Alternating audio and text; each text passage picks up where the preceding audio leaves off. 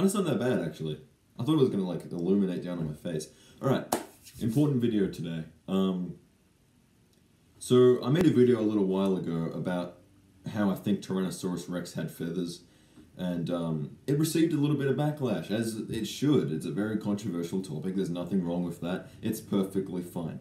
There are a few comments saying that, you know, well, we have skin impressions of T-Rex now, so we know that it didn't have feathers. Well, that's not true whatsoever. We do have skin impressions of Tyrannosaurus Rex, that is true, but it does not rule out feathers at all. We can still say that it had feathers all down its back, because we have no skin impressions of its back at all. Also, the skin impressions were like that big, and they came from the thigh, the hind left leg thigh,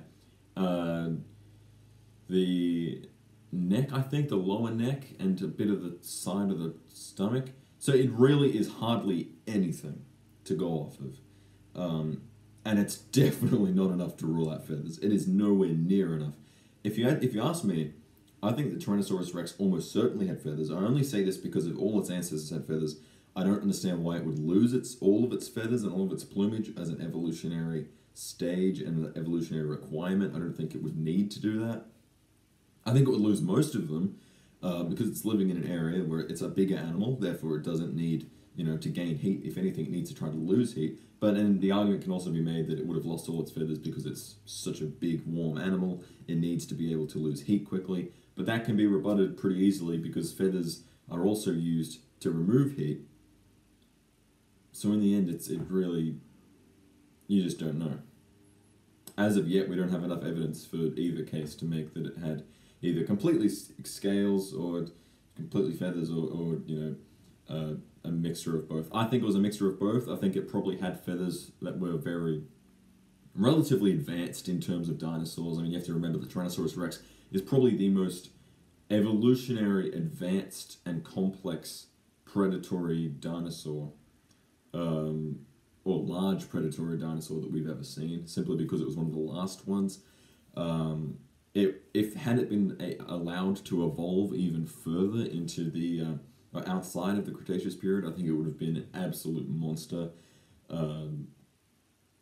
It's really quite an amazing animal and really something that fascinates me. I highly doubt that Tyrannosaurus Rex was featherless. That's all I'm saying.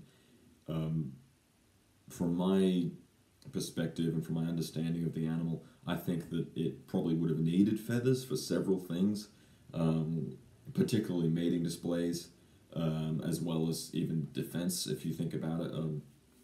Feathers are basically just evolved scales. A lot of people don't understand that. That's all that they really are. They're just scales that have evolved over time into a thinner, more weightless plumage, and they serve several purposes, as scales do. I think the skin impressions we have of Tyrannosaurus Rex, they show that its skin is very different to how we previously thought it was. It's a bit more like human skin than, modern lizards and reptiles. It's very sort of smooth with some little rigid bumps. It's not very rough and, elephantine as it is often depicted in media, such as films and television. I think that, because of this, it probably would have needed something else to protect it. I mean, you've got those bosses over the eyes, those keratin bosses that it probably had, and then the ridges down the snout. But when you consider that we have very strong evidence that tyrannosaurs were very violent animals towards each other, they were always fighting, constant combat, especially around the face and the neck, you would need some protection around there. And I'm guessing, I'm making an educated guess, that it would have had feathers running down its neck, very thick feathers most likely, which would have also coupled as a mating display, and they could have been used, maybe they were very coloured, maybe they weren't. I personally think that a feathered T-Rex is way more terrifying than a featherless T-Rex. I mean, you've got this creature, this huge, bulking head, teeth jutting out, these eyes staring you down with the beady little irises, and then you've got these feathers pluming up from the back like spikes. It would be absolutely horrible. A horrifying sight to witness, especially if you're running around in the Cretaceous redwood forest. You run into that thing, oh my god, that would be bad. But yeah, so for the record, I still strongly believe that Tyrannosaurus had feathers. I think that many theropod dinosaurs, especially the ones that lived during the Cretaceous period and the late Jurassic, would have had feathers.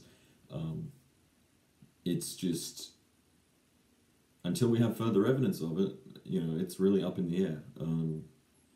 I think the skin impressions are a fantastic discovery, and I hope that we can find more in the future of Tyrannosaurus, because a lot of research in paleontology goes into Tyrannosaurus in particular, just because it's such a famous animal and such a monumentous animal, and also because it was such a strange creature. If you really think about it, dinosaurs in general are alien. They're so weird, and to study them in such this deep and really dignitive light is really well, just makes me happy knowing that someone's out there really digging deep and searching for it. So yeah, thank you guys for watching. There's a link to my Discord server in the description, and I will see you guys next time. Cheers.